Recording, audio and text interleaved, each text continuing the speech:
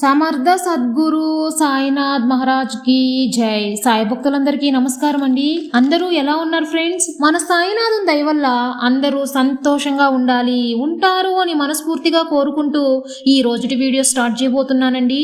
ఇక ఈ రోజు వీడియోలో మనం చూడబోయేది ఏంటంటే, తల్లి నీ కోసం నేను ఒక తీపి కబురుని తీసుకొచ్చానమ్మా, ఆనందంగా విను.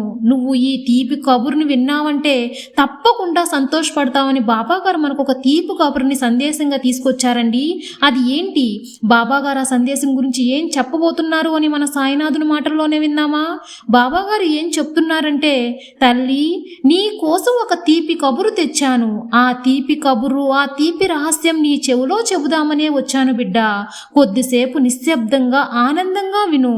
పూర్తిగా విన్నాక నీ ముఖంలో సంతోషం తప్పకుండా వస్తుందమ్మా. నీకున్న మనసులోని కష్టం ఒకటి నాకు ఎవ్వరూ లేరే అనేదే కదా.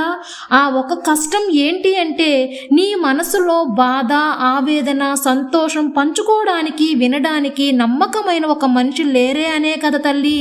నువ్వు సమస్యలతో ఉన్నప్పుడు కానీ, నువ్వు మనసుతో బాధపడేటప్పుడు కానీ, నువ్వు మన కష్టంలో ఉన్నప్పుడు కానీ ఎవ్వరూ తీర్చలేకపోయినా సరే ఆరుదలగా రెండు మాటలు మాట్లాడేవారు లేరే, నన్ను ఆదరణగా చేరదీసేవారు లేరే అనే కదా తల్లి. నీ బాధ తప్ప కరెక్టా అనే కండిషన్లో నువ్వు ఉన్నప్పుడు ఇది తప్పు ఇది కరెక్టు అని చెప్పే ఆత్మీయులు లేరే అని బాధపడుతున్నావు కదమ్మా. ఇది చెయ్యొచ్చా చెయ్యకూడదు అనే ఒక తెలియని పరిస్థితుల్లో ఉన్నప్పుడు ఇది చెయ్యి ఇది చెయ్యకూడదు, ఇది చేస్తే ఆపద వస్తుంది, ఇలాంటి సలహాలు ఎవ్వరూ ఇవ్వలేరే, ఇచ్చే సలహాదారుడే నాకు లేరే అని దిగులుగా ఉంటుంది కదా తల్లి. నీ మన కష్టం పోగొట్టుకునేదానికే నీ బాబా నీ దగ్గరికి వచ్చాను బిడ్డ. నీకు తీపి కబురు చెబుదామని నీ కోసం కాచుకుని కూర్చొని ఉన్నాను. ఆ తీపి రహస్యం, ఆ తీపి కబురు ఏంటి అంటే, నీ మన కష్టాన్ని తీర్చేందుకు ఒకరినో ఇద్దరినో పంపిస్తాను. వాళ్ళు కొద్ది రోజులు నీతోనే నీ చుట్టూనే ఉంటారు. వాళ్ళు ఆత్మీయులుగా మారబోయేది ఎవరు అని కనిపెట్టుకొని నీ ఆలోచనను అర్థం చేసుకుంటారు. ఆ విషయం నీకు కూడా తెలుస్తుంది తల్లి. వాళ్ళు ఎవరు అని తెలిసిన తర్వాత, వాళ్ళ మాటలు నీకు అర్థమైన తర్వాత వాళ్ళకి ప్రాముఖ్యత ఇవ్వు. వాళ్ళ మాట లెక్క చేయని పరిస్థితుల్లో వాళ్ళు నీకు దూరంగా వెళ్తారు. నీ తండ్రి చెప్పే విధంగా ఎలా అయితే నువ్వు వింటావో వాళ్ళ మాట కూడా అలాగే వింటూ ఉండు. వాళ్ళ మాటల్లో కూడా నీకు గందరగోళం కల్పించినచో బాబా అని ఒక్కసారి నన్ను తలుచుకో, తప్పకుండా నీకు మంచి ఆలోచన కల్పిస్తాను తల్లి. ఏదో ఒక రూపంలో మంచి ఆలోచన కల్పిస్తాను. ఒక్కసారి కళ్ళు మూసుకొని నీ సాయి తండ్రిని పిలువు, తప్పకుండా నీ దగ్గరికి నేను వస్తాను బిడ్డ. నీ కష్టం తీరుస్తాను, నీకు మంత్రినై సలహానిస్తాను తల్లి. ఆ సలహాతో నువ్వు దారి ఏర్పరచుకొని ఆ దారిలో నడిచావు అంటే తప్పకుండా నీకు విజయం కలుగుగాక.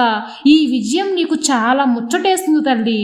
నీకు మంచి జరుగుతుంది. మంచి వాళ్ళు చెప్పిన మాటలు, ఆ విషయాలు చెవిపెడన పెట్టకుండా విను. నీ చుట్టూ ఉన్న మంచి వాళ్ళని గుర్తించుకో.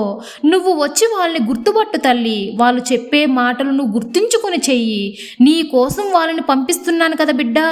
నీకు న్యాయమైన సలహాలు ఇచ్చి నీకు నిన్ను మంచి దారిలో నడిపిస్తారు. నీ మనస్సును సంతోషపరిచేలా ఉంటారు. నీ మనసులోని బాధను తగ్గిస్తారు. మంచి విషయాలు చెప్పినప్పుడు నువ్వు తప్పకుండా ప్రాముఖ్యత ఇచ్చి వాళ్ళు నిన్ను ప్రోత్సహిస్తారు తల్లి. నీ వల్ల అవుతుంది అని ప్రోత్సహిస్తారు తల్లి. నీకు ఆ మనోధైర్యం కల్పిస్తారు. నువ్వు మంచి మార్గంలో వెళ్ళినప్పుడు నిన్ను అభినందిస్తారు.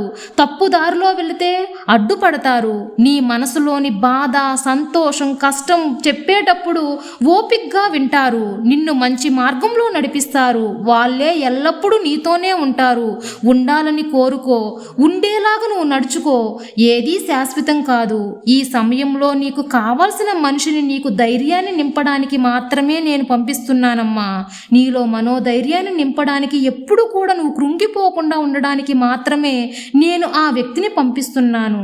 నీకు ఆత్మీయంగా ఉండే ఆ వ్యక్తి నీ దగ్గర అవుతాడు. నీ జీవితం ఆనందంగా ఉండడానికి ప్రయత్నిస్తారు. ఇంకా నీ సాయి తండ్రి నీకు తోడుగా ఉంటాను తల్లి. కాబట్టి నీ బాబా చెప్పిన మాటలు అర్థం చేసుకుని ఆ వ్యక్తిని గుర్తించి నీకు మంచి ఎవరు చెప్తారో వాళ్ళని గుర్తించు, వాళ్ళని నమ్ము. వాళ్ళు చెప్పినట్లుగా నడుచుకొని వీళ్ళు మంచి చేస్తున్నారా చెడ్డ చేస్తున్నారా అని ఆలోచించి తప్పకుండా మంచి దారిలో వెళ్ళు తల్లి. నీకు ఎల్లవేళలా నీ బాబాని నీకు తోడుగా ఉంటాను తల్లి.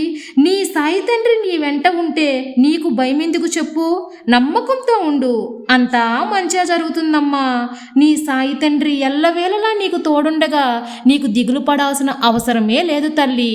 సర్వే జన సుఖినో భవంతు. జై సాయిరాం.